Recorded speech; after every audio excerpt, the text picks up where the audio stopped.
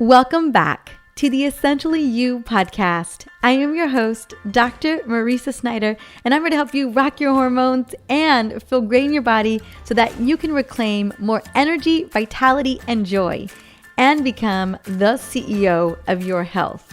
Let's jump on in. Something you don't know about me. In my mid to late 20s, between 25 and 29 years old, I was a bartender while studying to become a doctor so that I could pay my mortgage. See, I bought my first house at 24 years old and then decided to go back to school. And I am so grateful that I did because now I'm here with you. So I chose bartending because number one, it was good money, so I could pay that mortgage of mine. And number two, the hours worked with my crazy, grueling study schedule. It was an exhausting 4 years. And to unwind, I often drank at work with my coworkers. I definitely drank more in those years than any other time in my life.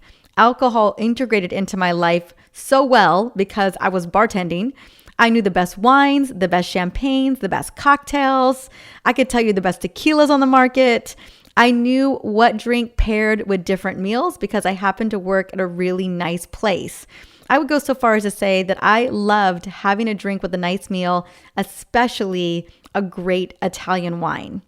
But in my early to mid 30s, things started to change. Drinking alcohol, even a couple glasses of wine at night with dinner, became extremely disruptive to my health. I was putting on weight fast, my brain felt scrambled in the morning, and I just looked puffy. Mind you, this is around the same time that I was dealing with estrogen dominance and dealing potentially, didn't know it yet, with an autoimmune condition.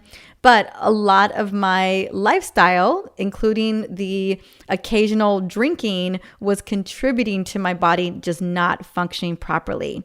So alcohol was one of the first things that I put aside to help restore my health in my 30s. I just knew that I needed a break from it. It was actually the very first 28-day detox that I did that I finally gave up alcohol. And it's interesting because initially I thought I would end up craving sugar when I was on that particular detox. I think I was like 32 at the time. But I remember one Friday night, I was out with friends at one of my favorite Mexican restaurants. And although I didn't have anything to eat or drink because none of what they had was on my protocol, I started to suddenly crave a margarita on the rocks, no salt, with my favorite tequila. Because here's the deal, everyone was ordering pictures of my favorite margaritas. And I remember just like sucking down tons and tons of sparkling water with lime to kind of mimic the experience, but obviously didn't come close. And it was really interesting because I always thought it was going to be like I was going to crave that cake or crave that ice cream or crave that cookie. But I remember that night when I was like on day 14 of this protocol, this detox, it was that margarita. And I thought, you know what? This really reaffirms that I desperately needed a break. So what I have experienced with so many friends and so many people and women that I've worked with over the years is that alcohol has become such a big part of the social experience. It was definitely a big part of my social experience, especially when I lived in the San Francisco Bay Area. All of the amazing restaurants and all of the mixologists and bartenders, like it was such a big scene. All just these incredible artistic cocktails were being created with real ingredients, like, fresh ingredients and herbs. Like it was definitely the time when I lived there to be like all up in that social experience. And so when I gave it up during that detox, I remember like it was a really eye-opening experience. And it really helped me to see that although alcohol had been a fun thing to do, there were definitely consequences that I hadn't really noticed. And I find that anytime we are consuming, whether it's processed food or it's dairy or it's beer or whatever, and we're consistent about it, it's really hard to notice that it's having an impact on us until we completely remove it. And this was like the big lesson I learned from this 21-day detox. I was like, oh my gosh, I had no idea. Like I knew that there were subtle consequences to drinking alcohol occasionally throughout the week, but I had no idea how much of an impact it had until I completely removed it for almost a whole entire month. Now, without the alcohol and the sugar, I'll tell you what, I felt clearer, more emotionally resilient. I felt lighter. and I just felt more on top of my game. I had no more groggy mornings, and I didn't feel so blah, right? Just kind of that like baseline blahness that I think sometimes we think is okay or just normal. And then you remove some of the substances that could be driving that. And you're like, oh my gosh, so much of what I put into my body has an impact on my mood, my emotional state, the way that I function in the world, the way that I communicate with other people in my life. It just has a huge impact. So I want to just fast forward to today. I have been abstaining from drinking alcohol for more than a year at a time in the past 5 years, especially the last 2 years. I can honestly count on two hands how many times I've had a drink since November 2019. It's literally less than double digits. And almost every time I do drink on those occasions, I often feel the consequences of drinking. I feel a little bit hazy, low energy, moody, and just overall off. And often the next day I will say to Alex, you know what? Drinking yesterday just wasn't worth it. And I can't tell you how many women tell me this almost weekly, that just drinking that night really kind of wasn't worth it. They simply can't tolerate alcohol the way that they used to, yet many of us are still drinking for a multitude of reasons, including it's fun, it's social, and it relaxes the stress away. And potentially, when you weigh the pros and cons, maybe oftentimes the pros of drinking alcohol feels better than the cons of how you're just that haziness and that yuckiness that you may feel the next day. It's clear that alcohol is a huge part, as I mentioned earlier, of the social experience, especially if you live in a city area where there's lots of fun restaurants and malls and bars, or you've got game nights with friends, or you've got Friday nights with friends, or happy hours, whatever it may be.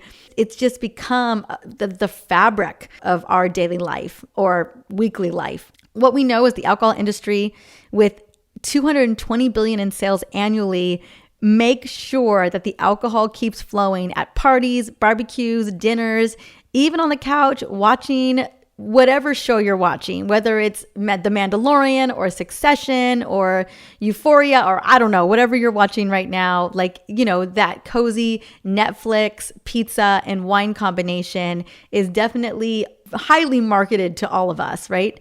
So however, I know to be true, and I know this is going to be very unpopular today on this podcast. I mean, you knew what this podcast was all about. This particular episode, right, is like, what is going on with alcohol in our bodies? The latest data is clear. There is no safe amount of alcohol that your brain and liver can tolerate, let alone your gut, right? Your gut is like, please stop. Your liver definitely doesn't want it, and your brain is struggling too. It is a known fact today that alcohol is a poison and a neurotoxin and significantly disrupts our hormones. For decades, I know the public health officials had said 1 to 2 drinks a day was okay for you, even good for you. But the narrative on the health risks of moderate drinking have shifted based on the new data. The data is clear. Alcohol is not our friend. Despite that, Americans are drinking more than ever. Half of the US drink alcohol, and the CDC released a report documenting that 20% of US adults binge drink. Now, you don't have to be dependent on alcohol to binge drink. It's defined as a blood alcohol concentration of 0.08% or above, and that's typically 4 drinks in men or 3 drinks in women in 2 hours or less. So that's considered binge drinking. Women, if we have 3 drinks, so you have, let's say you go out to dinner and you have champagne or a cocktail before you get started, and then you have a couple glasses of wine at night, that is technically the equivalent of light binge drinking in an evening. Now, what's more is every year about 88,000 of us die from alcohol-related problems. Half of them are often from binge drinking. So about 44,000 people die from binge drinking activities. And even more concerning, 10% of us have alcohol use disorder. Now, alcohol use disorder reduces fat burning for 24 hours. It shrinks the brain and pokes hole in the gut lining, but that's not all. Research shows that binge eating is associated with alcohol use disorder as well. And let's just think about that for a second. How often have you seen someone super hungry or just mow down some nachos or some tacos whatever it may be, pizza after drinking because they were binge eating, or they were after drinking, they were also binge eating. And that's happened to me, right? Like I've had a couple margaritas, then all of a sudden I completely devour the guacamole and chips and then the tacos, right? We've seen that play out so many times. And that's what late night taco stands are for, or Taco Bell, or fast food or pizza joints. Like anytime like you're in a downtown area where there's a ton of bars, best believe there are pizza places and Mexican restaurants open till like 3 a.m. because everyone is going to eat after they've been drinking all night long. I've seen it over and over and over again, especially when I lived in a city for a good chunk of my life. Now, as we get older, this way of operating obviously does not serve because, our bodies and our liver and our gut take a major, major hit. Like every time we're drinking, it's creating an inflammatory process. So I want to speak into what was potentially you were able to tolerate in your 20s, maybe even your early 30s, you just may not be able to tolerate without health consequences in your 40s or older. And thousands of women I've connected with, they often feel that shift in their late 30s, early 40s, maybe even earlier than that, maybe mid 30s. I know for me, it was early to mid 30s where I was like, like what I could do at 25, I definitely cannot do at 30 and 35. And it's become more apparent when you give your body a break. I always say at least 14 to 30 days is a great opportunity to give your body an alcohol break to really see what's going on. And I think that's why dry January or dry February is becoming so popular. At least in Europe, it's becoming really popular. And I know a lot of people do a dry January or dry February because gosh, after the holidays, you absolutely need a break. And I think even a 30-day break a year can make a huge difference on what's going on. But I really want to advocate for readjusting your alcohol consumption altogether. Now, I realize, like I said, the idea of taking away the wine down or taking away your martini. I know I was on the phone with a dear friend of mine, a mentor of mine, who came to me because she was showing signs of metabolic dysfunction. And the one thing she was like, do not take my wine away. So I was trying to figure out, like, maybe you only drink, a glass of wine with dinner on the weekends, like finding ways to kind of reduce. We also know that alcohol leads to metabolic dysfunction and leads to insulin resistance and prediabetes. And I'm going to get to that in just a second. But sometimes a dry January or a dry February is not enough, like a lifestyle adjustment that you need to make across just your everyday life. So what I want to speak into is some of the effects that alcohol has on our bodies, because I know that women are just different, right? If you are a woman or you identify as a woman, it's important to note that when it comes to our bodies, we are not tiny men. Alcohol affects us differently and not in a good way, right? We don't win the alcohol battle with guys because our bodies and our endocrine system, our menstrual cycle, the game changes for us as women. So one, women metabolize alcohol less effectively than men do. We have a slower rate of detoxification and lower volumes of total body water. For the same intake, women have higher blood alcohol concentrations compared to men. As a result, women get buzzed and drunk faster than men, even when adjusted for body weight, because we have more fat and less water. And there are other variations based on our menstrual cycle and our hormones. All of that plays into the fact that alcohol hits us differently. It impacts us differently.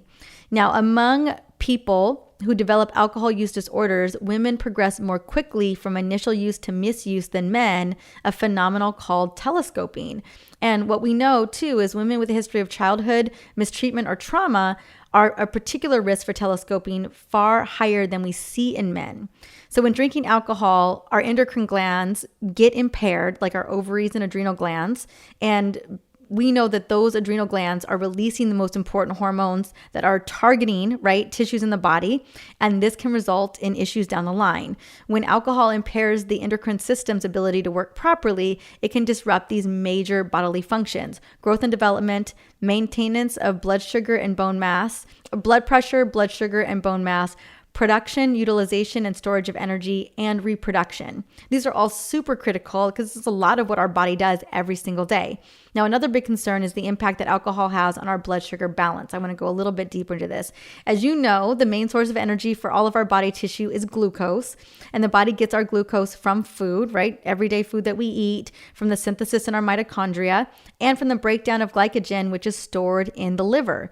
Now, the body's blood sugar levels are controlled by insulin and glucagon, which are hormones secreted by the pancreas. They work together to maintain a constant concentration of glucose in the blood. So insulin, as we know, lowers glucose by sending signals to the cells to bring it into the cells, while glucagon raises it. Now, other hormones from the adrenal glands and the pituitary glands back up the function of glucagon to make sure that the body's glucose levels don't fall below enough to cause fainting, passing out, or even brain damage. So I want to just break down kind of what is going on here. So alcohol interferes with 3 sources of glucose and interferes with hormones that regulate glucose levels. There are many ways alcohol consumption affects the body's glucose levels. Alcohol is known to augment insulin secretion, causing temporary hypoglycemia, inhibit glucose production while alcohol is being metabolized, impair the hormonal response to hypoglycemia with heavy consumption, and the limit intake of glucose by not eating properly when drinking. So it's having a major impact on our metabolic function because we're having to manage the alcohol concern. Now, heavy drinking can increase the body's glucose levels. A review published in 2015 report that chronic heavy drinking causes glucose intolerance in healthy people. It can also alter the effectiveness of medication for diabetes, cause both hypoglycemic and hyperglycemic episodes in alcoholics, increase secretion of glucagon and other hormones that raise glucose levels, lower survival rates of alcoholics with diabetes, reduce the body's responsiveness to insulin, making us more insulin resistant, not sensitive. To summarize, alcohol consumption over time can lead to metabolic dysfunction and inflammation, and a side effect is that belly fat and stubborn weight follow in suit, right? Now, if we already are struggling with insulin resistance or metabolic dysfunctions, these things just catapult more seriously, right? And it becomes more of an issue.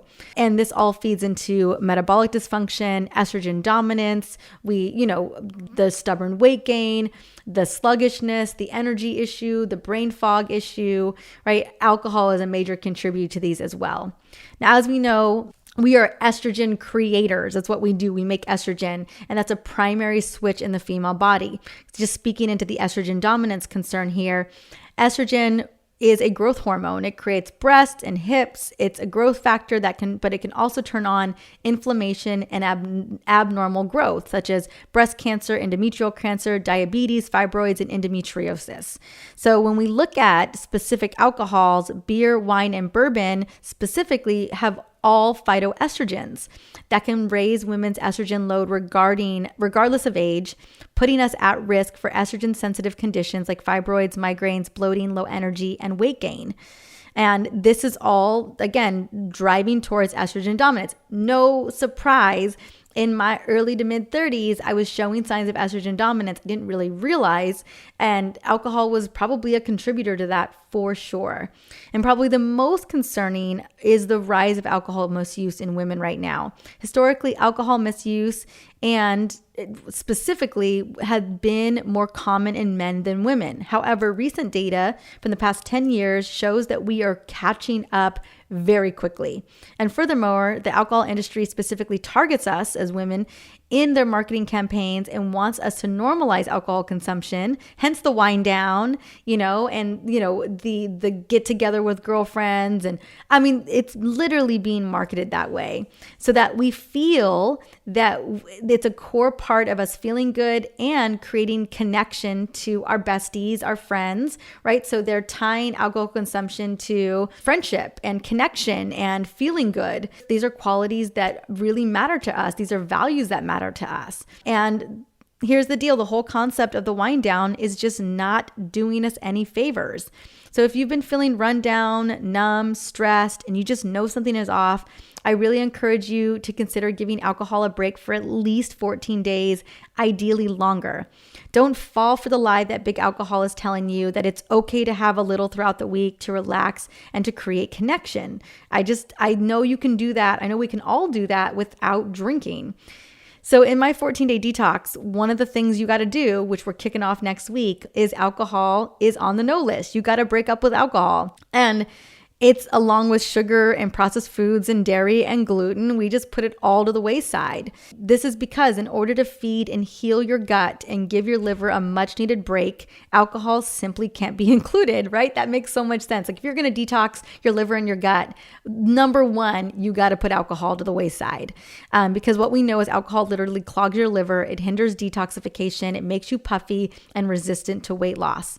So a couple of recommendations, although my number one recommendation is just to give up alcohol for 14 days to 30 days and see how you do, and then make modifications based on that. So maybe that modification is you have a glass of wine on Friday and Saturday nights, but you don't drink for the rest of the week, or maybe you only drink a couple times in the month. Whatever that looks like, I think giving yourself a full-fledged, long, extended break is such a game changer, because at the end of the day, alcohol is addictive. And even though it has you could be just minor addictive qualities, I have a feeling that, when I was having a glass of wine with dinner, Italian dinner, I was having a margarita with Mexican food, the fact that I knew how to pair everything so beautifully, and that alcohol just became a part of the norm for me with meals. It was a part of the pairing of meals. I had realized that I was like, you know what? It just became a part of the fabric of my life. It was time for me to put it to the wayside. And I was so grateful that I did. It was that first 28 days that it was a really eye-opening experience of whoa, you know what? It plays a bigger role in my life than I imagined it did. And gosh, I just feel so much better when it's not playing such a big role in my life. That's just been my big takeaway. So if you're thinking that's kind of where you're at, but you haven't put it to the wayside ever, a 14 to 28 day or 14 to 30 day reset where you put it to the wayside, I think is a great idea. And that's why, I put it in the detox, because it's an opportunity for you to put it to the side for a minute. So if you're thinking about that, here's just a couple recommendations that I recommend about alcohol cravings outside of just giving it up for cold turkey, for 2+ weeks. So always have sparkling water on hand with lime or lemon. That way you have something that you can sip on, or even pomegranate seeds or a little pomegranate juice. Again, just to make it interesting, maybe a little bit of grapefruit juice to kind of make it feel like it's a Greyhound or feel like it's something else. For me, just sparkling water with lime is so perfect. And it almost makes it look like you're drinking a vodka soda with lime when you're out with your best friends, right? If you wanted to make it look like you're still drinking when you're out and about. And, there's some really, really fun drinks out there that you can mock up, with a little bit of mint and cucumber. I know for me, I got super creative when I was pregnant, and then even now as breastfeeding. But again, my standard is always a little bit of soda water and some lime. That usually does a trick. But there are some fun drinks out there with adaptogens that are sugar-free. A company that released a product that's trying to create that feel-good energy is called Recess. I haven't had any of those drinks, but I've had friends who really love them. Also, keep peppermint oil on hand if a craving hits, especially if you're out with friends. Peppermint will stave off sugar and alcohol cravings. Don't keep alcohol in the house. This is a big one.